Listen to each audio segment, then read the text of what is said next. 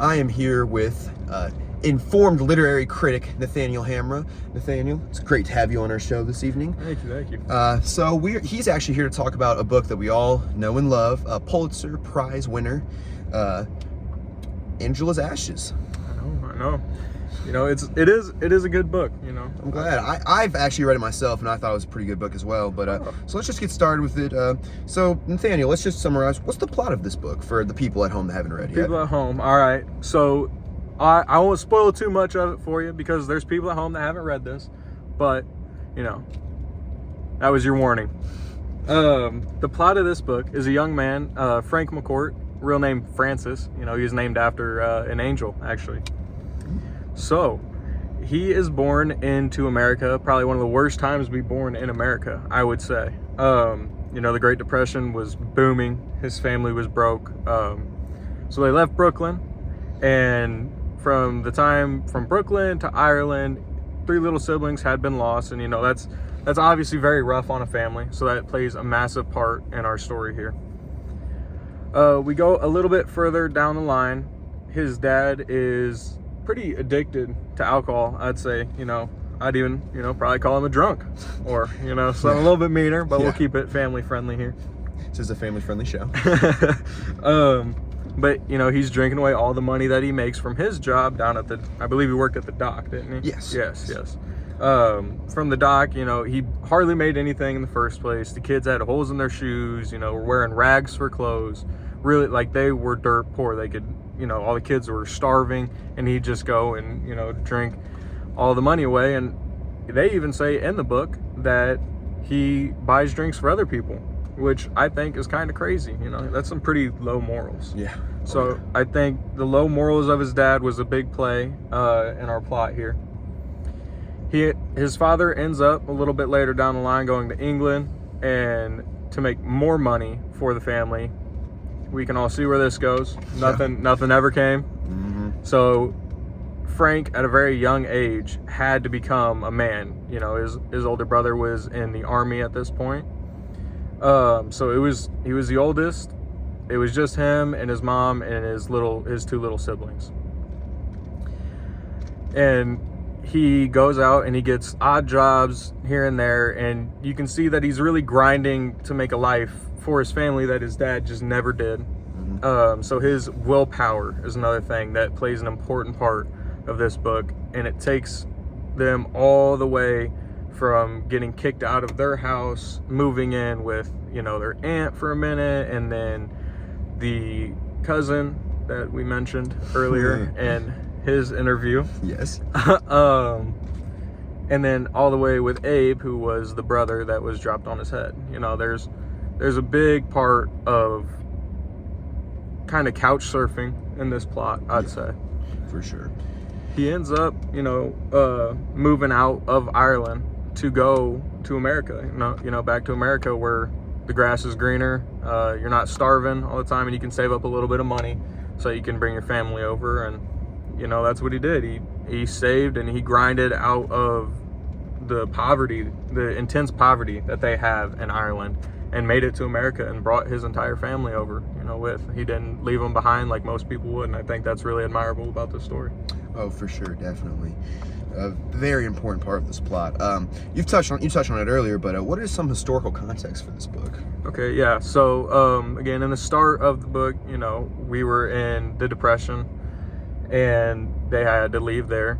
The Great Depression, if you don't know, all right, is when everyone was very, very broke in America, so nobody had money, and it was really, really, really hard to survive.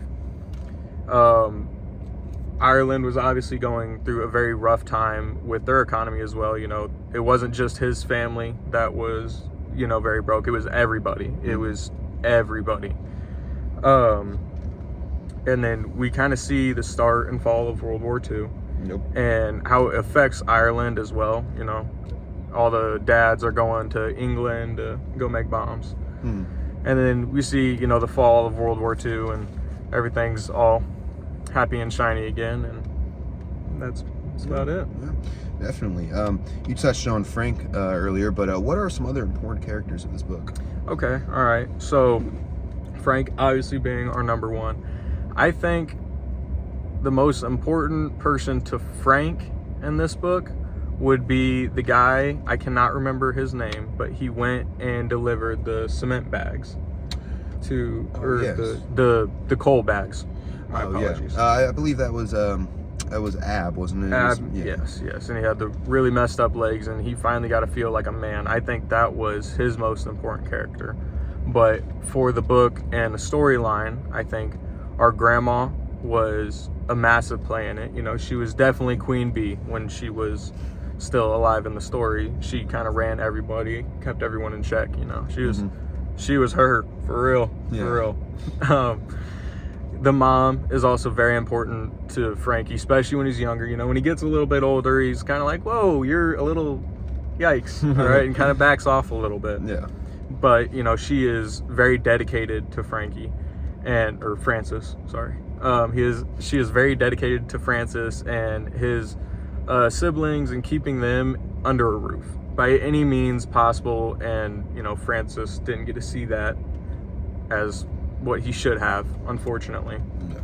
But I think those are going to be my most important characters, especially coming from the point of view as Frank, and maybe even a lot of his teachers. Yeah. A lot of his teachers were really, they kind of made him who he was.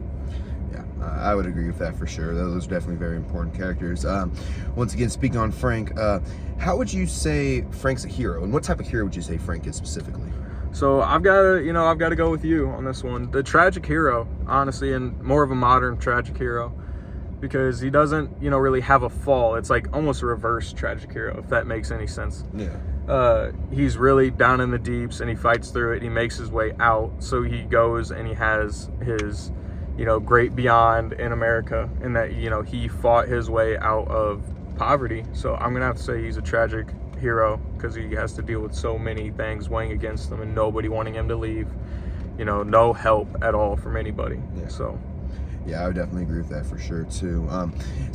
We talked about this in my interview, but what are some themes you would definitely say for this book? What are some themes or big symbols throughout this novel? Okay, I think a big symbol that I noticed was actually when he cut out little hearts of his mom's dancing dress, because it was like her last thing that everyone always respected, and it was kind of his turning point. Yeah, I'd say, when he stops really caring about his mom a whole lot, he starts to resent her a little bit. Mm-hmm. I'd say that was definitely the symbol that stuck out to me the most.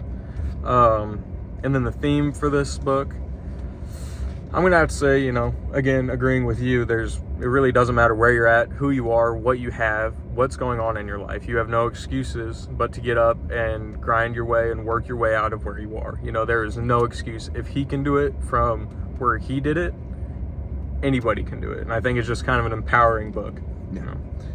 Definitely, for sure. Nathaniel, it's always great having you on the show. So happy we got an interview about this book. Please check this book out. It's a great book. It's a good book to read. It's nice having you on the show. Thank you very much, Theo. Thank you very much. It was great being here.